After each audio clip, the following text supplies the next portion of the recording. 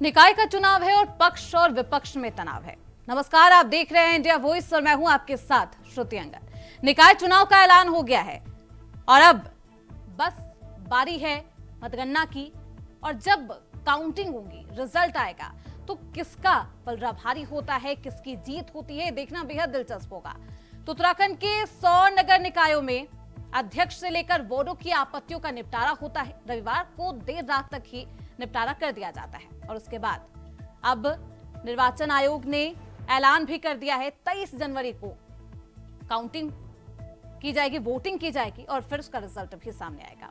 यानी कि इसका अध्ययन करके शासन निकायों की अंतिम अधिसूचना जारी करने के बाद अब निर्वाचन आयोग की तरफ से ऐलान कर दिया गया है कि 23 नवंबर को चुनाव किया जाएगा, वोटिंग की जाएगी और उसका नतीजा आएगा, जिसका इंतजार बेसब्री से कर रहे थे। यानी कि 1 साल के डिले के बाद आखिरकार निकाय चुनाव होने जा रहा है, जिसका ऐलान कर दिया गया है।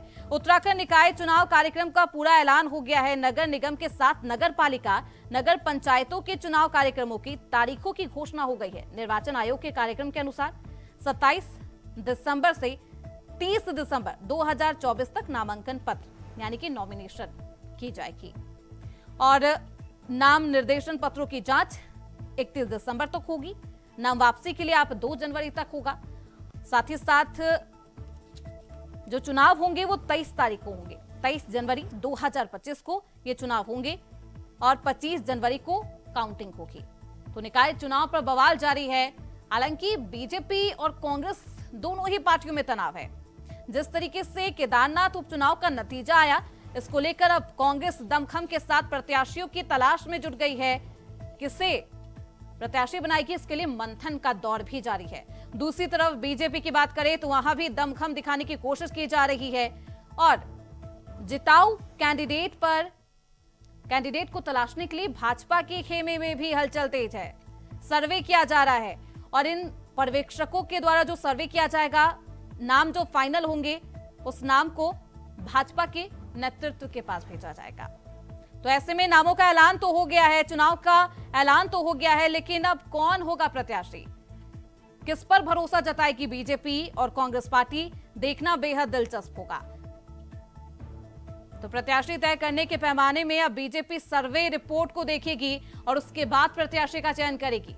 तो निकाय चुनाव पर बवाल जारी है और कांग्रेस ने वो तमाम सवाल उठाए हैं जिससे वो भाजपा सरकार को घेर सके। वहीं दूसरी तरफ आज निर्वाचन आयोग ने तारीखों का ऐलान कर दिया है।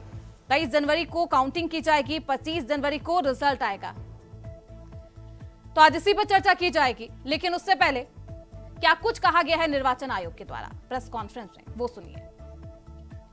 नाम निर्देशन पत्र यानी जो नॉमिनेशन है वो 27 दिसंबर से 30 दिसंबर तक प्रतिदिन सुबह 10 बजे से साढ़े 5 बजे तक नॉमिनेशन किया जा सकता है और नाम निर्देशन पत्रों की जांच जो स्क्रूटनी है वो 31 दिसंबर और 1 जनवरी को की जाएगी और ये 10 बजे से प्रतिदिन शुरू होकर और जिस दिन कार्य समाप्त होगा तब तक ये जारी रहेगी। नाम निर्देशन पत्र वापसी, अगर कोई कैंडिडेट वापस लेना चाह रहा है वो 2 जनवरी को 10 बजे से 4 बजे तक अपना नाम वापस ले सकता है और निर्वाचन प्रतीक आवंटन 3 जनवरी 2025 को बजे से लेकर साढ़े 3 बजे तक किया जाएगा। मतदान 23 जनवरी 2025 को पूर्वाह्न 8 बजे से अपराह्न 5 बजे तक संपन्न किया जाएगा और मतगणना 25 जनवरी को पूर्वाह्न 8 बजे से प्रारंभ होकर कार्य समाप्ति तक जारी रहेगी। 25 जनवरी सुबह 8 बजे से और जब तक मतगणना समाप्त नहीं होती तब तक जारी रहेगी। ये जो निर्वाचन है, हमारे राज्य में कुल 107 नगर निकाय हैं, उसमें से 3 नगर निकाय नगर पंचायत बद्रीनाथ, केदारनाथ और गंगोत्री में चुनाव नहीं होता है, निर्वाचन नहीं होता है, क्योंकि वहाँ स्थायी मतदाता नहीं है। 2 नई नगर पंचायतों का गठन हुआ है, पाटी और गढ़ी नेगी। अभी उनका परिसीमन नहीं हुआ है, इसलिए वहाँ चुनाव नहीं हो पाएगा। उधम सिंह नगर में गढ़ी नेगी, चंपावत और 2 नगर पालिका परिषद किच्छा और नरेंद्र नगर में अभी परिसीमन पूर्ण नहीं हुआ है, क्योंकि इनके जो क्षेत्र है उसमें राज्य सरकार ने कुछ संशोधन किया था, तो अभी परिसीमन पूरा नहीं हुआ है, वोटर लिस्ट अंतिम नहीं है, दोबारा जो उनका परिसीमन हुआ है, इसलिए इनमें भी अभी चुनाव ये जो अधिसूचना इसके अंतर्गत नहीं हो रहा है। इस प्रकार 7 निकायों में निर्वाचन नहीं होगा, लेकिन कुल 100 निकायों में निर्वाचन होगा। इन 100 निकायों में नगर निगमों की संख्या 11 है, नगर पालिका परिषदों की संख्या 45 है और नगर पंचायतों की नहीं, ये कुल संख्या मैं बता रहा हूँ, 11, 45 और 48, इस प्रकार 104 निकायों में चुनाव होता है। तो चर्चा की शुरुआत करते हैं। हमारे साथ हमारे खास मेहमान जुड़ चुके हैं, परिचय करवा देती हूं। कांग्रेस के प्रवक्ता हैं, प्रदेश प्रवक्ता हैं शिषपाल बिष्ट जी। प्रदेश प्रवक्ता हैं भाजपा के कमलेश रमन। वरिष्ठ पत्रकार के तौर पर नीरज कोहली हमारे साथ जुड़ चुके हैं। बहुत स्वागत है आप सभी का। सबसे पहले मैं कमलेश जी आपके पास ही आना चाहूंगी। कमलेश जी, ऐलान हो गया है, शंखनाद हो चुका है, लेकिन प्रत्याशियों के चयन को लेकर अभी भी मंथन जारी है। दावेदारों की एक लंबी लिस्ट है, चाहे वो भाजपा के पास हो या फिर कांग्रेस के पास हो। सबसे पहले तो मैं बधाई देना चाहूंगी जो भी नगर निकाय के चुनाव में मैदान में उतरेंगे उन प्रत्याशियों को, कोई भी हो, किसी भी दल से हो, तो सभी को ढेर सारी शुभकामनाएं हैं। और हम सब क्योंकि मतदाता हैं, वोट डालने का काम करेंगे, तो मतदाताओं को भी बहुत ही सजगता के साथ में वोट डालना है, तो मैं सभी को ढेर सारी शुभकामनाएं देना चाहूंगी।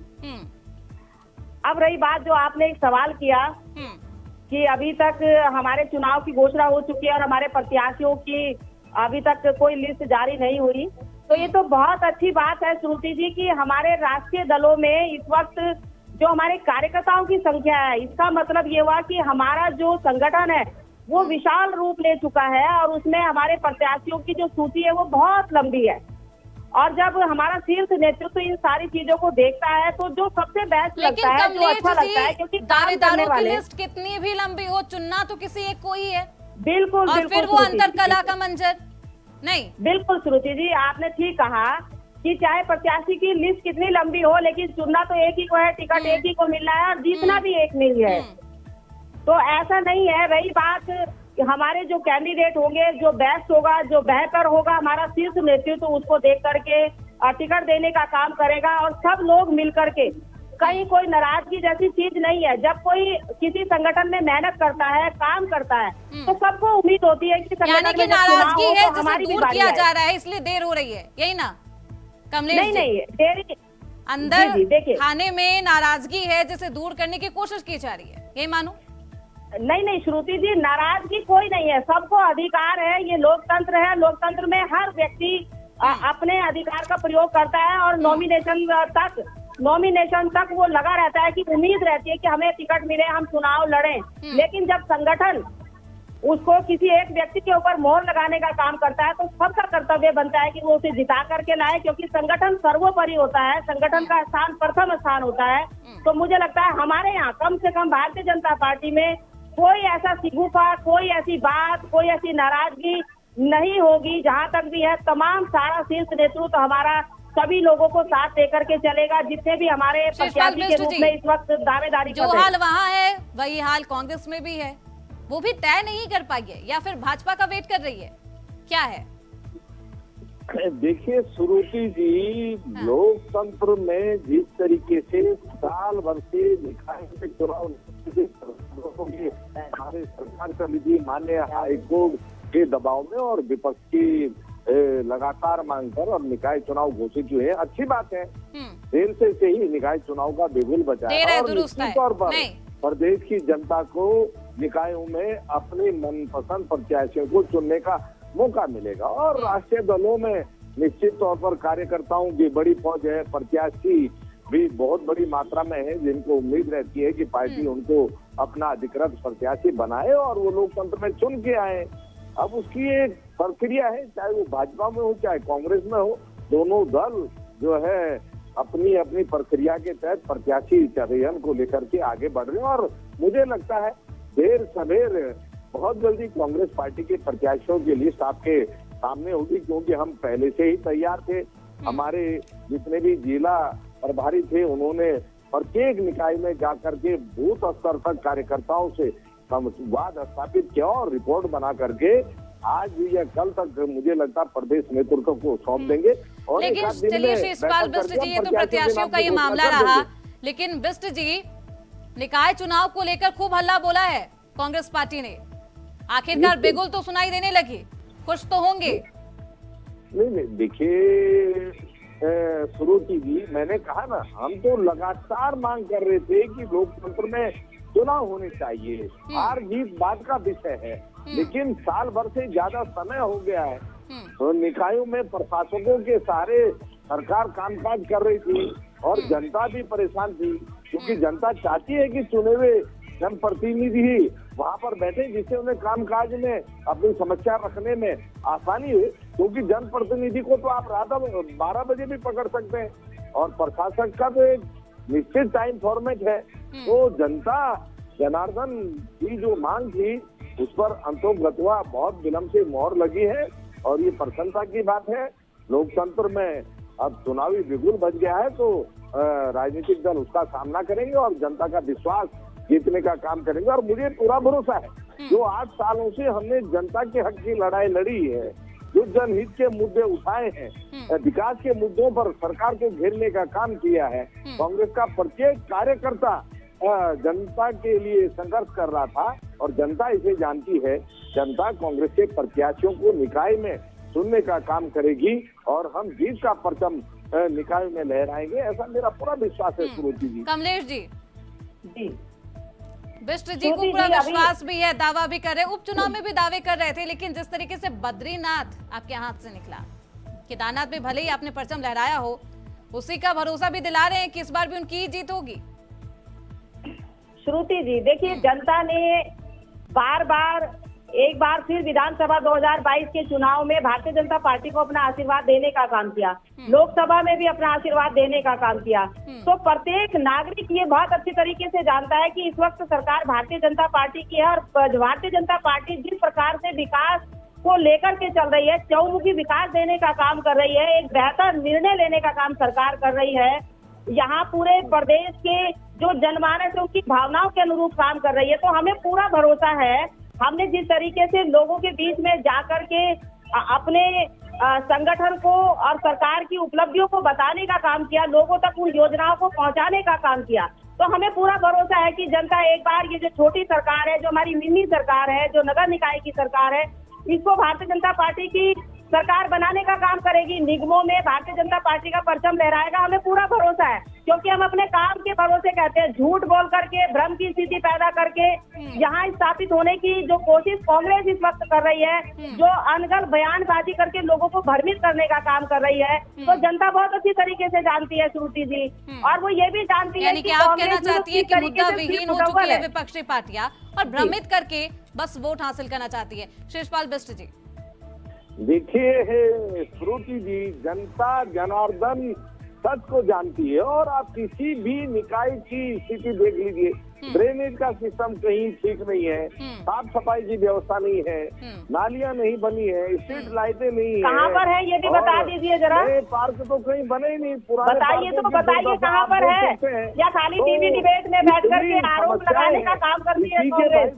कम से कम ये तो बताइए कहाँ पर है। अगर आप लिस्ट लेकर के बैठे होंगे, लिस्ट लेकर के बैठे होंगे कि नहीं है, कि ड्रेनेज नहीं है, नाली नहीं है, सिस्टम खराब है, कुछ तो बताइएगा। आपको नहीं तो जो काम चल रहे हैं, सुचारू जो काम चल रहे हैं वो तो चलेंगे ही। नहीं है, जनता को भी नहीं सुन लीजिए कमलेश जी, बजाने का काम करते हैं। सुनिए फिर जवाब दीजिए। जनता जानती है कि निकायों में विकास नाम की चीज दूर दूर तक नजर नहीं आ रही है। अगर आपने विकास किया चलिए, होता, विकास की बात की तो हमारे साथ वरिष्ठ पत्रकार है नीरज कोहली जी। ऐलान हो गया है, शंख निर्वाचन आयोग ने तो बजा दिया है, लेकिन विकास के मुद्दे पर कांग्रेस भी पलटवार कर रही है, बीजेपी पार्टी भी लगातार जवाब दे रही है।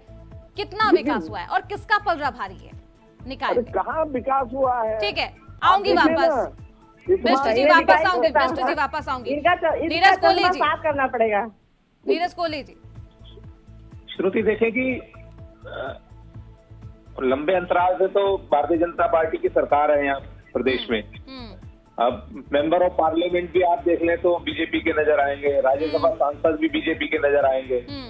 और रही बात निकाय चुनाव की, हमेशा ऐसा रहा है कि निकाय चुनाव में अधिकांश वैसा ऐसा रहता है कि सत्तारूढ़ दल का पलड़ा भारी रहता है, क्योंकि वोटर कई बार ये सोचता है कि प्रदेश में सरकार जिस दल की है, ऊपर की सरकार जिस दल की है, हमारा विधायक अगर भाजपा का है तो कोशिश हो कि वोट जो है उसी दल को जाए, क्योंकि आप विपरीत परिस्थितियों में अगर वोट डालते हो तो आपको ऊपर से सपोर्ट नहीं मिलेगी।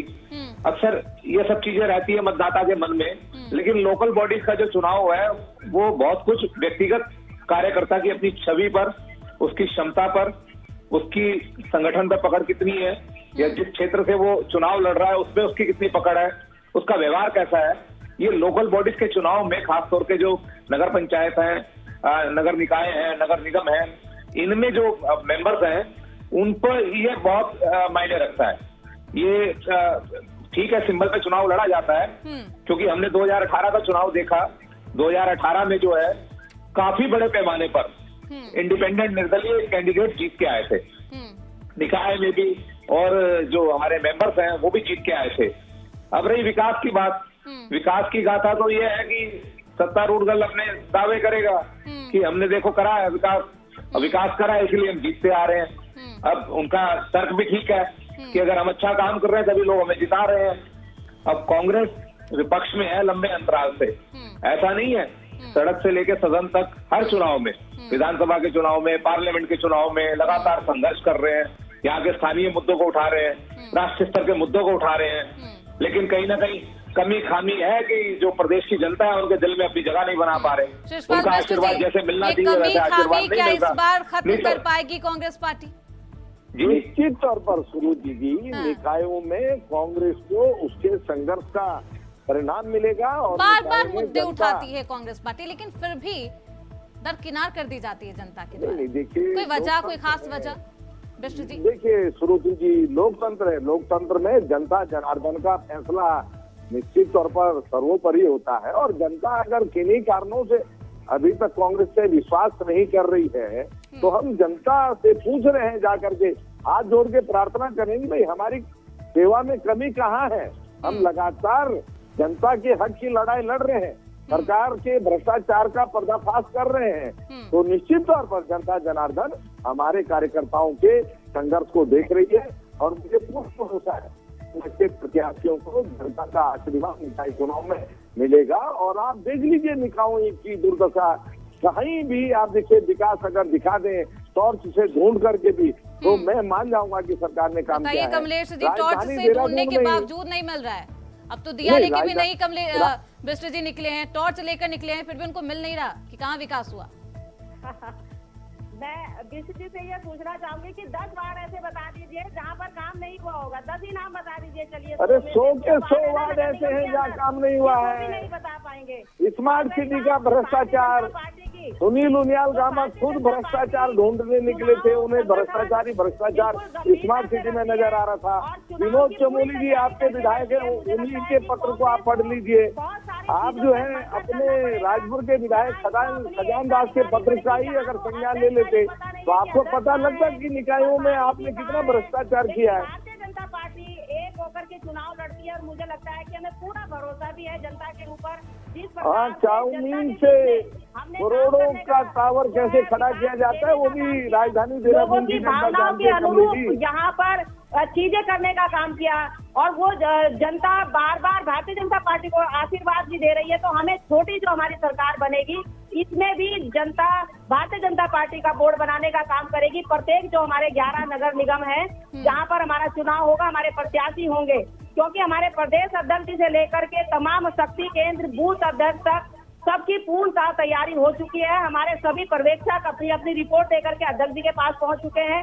बहुत जल्दी हमारे प्रत्याशियों का ऐलान भी होगा और कांग्रेस को तो बहुत मंथन करने की आवश्यकता है। पहले अपने अंदर एकजुटता लाने की आवश्यकता है। एकजुटता ले आइए पहले अपने अंदर, उसके बाद चुनाव मैदान में, क्योंकि आरोप केवल और केवल कांग्रेस का सिर्फ आरोप लगता है और आरोप लगा करके कांग्रेस मैदान छोड़ करके चली जाती है। तो जनता ये भी भली बात जानती है कि आप सिर्फ आरोप लगाने का काम करते हैं और आरोप में कहीं कोई जान तक नहीं होती सामने कि जनता के बीच में उसको कोई प्रूफ कर सके कि आप कुछ सही चीजें बोल रहे हैं। तो मुद्दे आपके पास नहीं है, नियत आपके पास नहीं है, नीति आपके पास नहीं है, जनता की आवाज को आप बुलंद तरीके से नहीं उठा पाते, जनता की भावनाओं के अनुरूप आप काम नहीं कर पाते।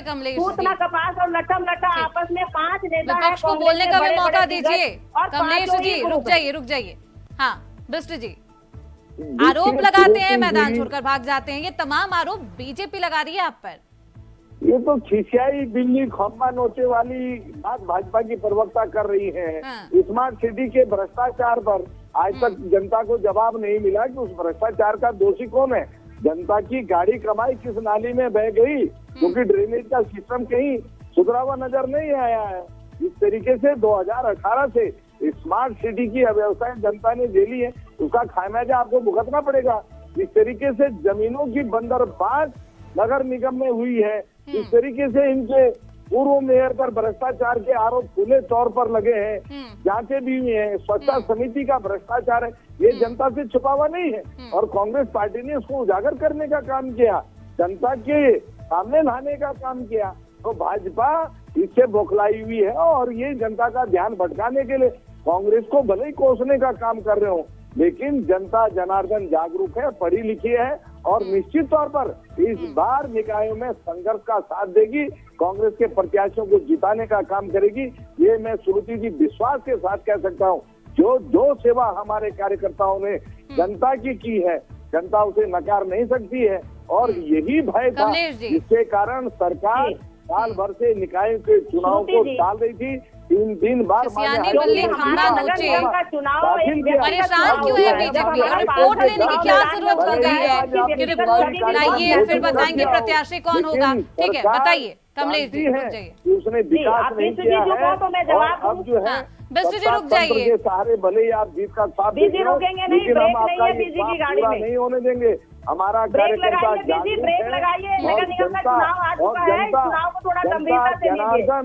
जनता जनार्दन की सेवा का परिणाम हमारे प्रत्याशियों को मिलेगा।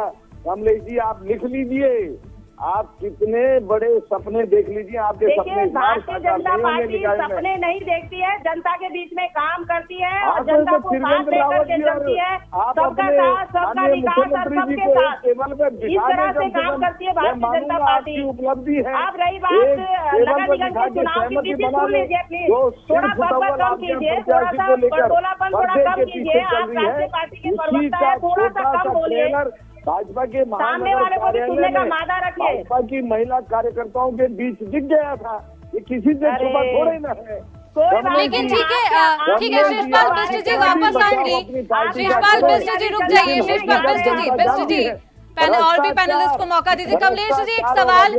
कमलेश जी ठीक है, बिष्ट जी रुक जाइए। बिष्ट जी रुकिए थोड़ा ब्रेक लगाइए। कमलेश जी, नीरज कोहली जी ने एक बहुत अच्छी बात कही कि मतदाताओं के पास ऑप्शन नहीं है। वो सोचते हैं कि अगर किसे वोट दे बॉर्डर में, चाहे क्योंकि अगर उनको जाना होगा तो सरकार आपकी है, बीजेपी की सरकार है, विधायक उनके हैं, तो इसकी वजह से वो बीजेपी को चुनती है। विकास का कोई मुद्दा नहीं है उनके पास, मजबूर है जनता। कमलेश जी नहीं श्रुति जी देखिए, कई हद तक मैं जो अभी कोहली जी ने कहा कि हमारा जो ये व्यक्तिगत चुनाव होता है, क्योंकि वार्डों का जो चुनाव है ये व्यवहार पर डिपेंड करता है। ये सिंबल 50% हमारा जो पार्टी का सिंबल है उस पर डिपेंड करता है और 50% जो व्यक्ति का व्यवहार है, उसका व्यक्तित्व है, उसका काम करने का तरीका, नीरज कोहली जी, लोगों के बीच में पकड़ बनाने का तरीका। निकाय की जीत क्या कुछ संदेश देगी इस बार? निकाय की सीढ़ी राजनीति में प्रवेश करने की पहली सीढ़ी होती है, या तो छात्र संघ चुनाव होते हैं या फिर राजनीति होती है। तो ये चुनाव को तवज्जो दे ना दे सरकारें, लेकिन ये चुनाव अपने आप में बड़ा अहमियत वाला चुनाव होता है, क्योंकि यहीं से राजनीतिक दलों के एक संगठन की पता चलती है और कार्यकर्ताओं को अपनी क्षमता पता चलती है, और जो छोटी मोटी समस्याएं हैं। और चलिए, अब क्या कुछ संदेश जाता है नीरज जी, देखना बेहद दिलचस्प होगा। वो बहुत यहीं से शुक्रिया आप जाता है, सभी चुनाव का, से- समय का अभाव है सर, आप सभी का पूरा पक्ष नहीं सुन पाऊंगी। कमलेश रमन जी, शीशपाल बिष्ट जी, नीरज कोहली जी, बहुत शुक्रिया चर्चा में बने रहने के लिए। तो निकाय चुनाव का ऐलान हो गया है, अब देखना बेहद दिलचस्प होगा कौन से प्रत्याशी, बीजेपी या फिर कांग्रेस किसे प्रत्याशी बनाती है, किस पर मुहर लगाती है और कौन निकाय का दंगल जीतता है। इसी के साथ इस चर्चा में बस इतना ही। देखते रहिए इंडिया वॉइस।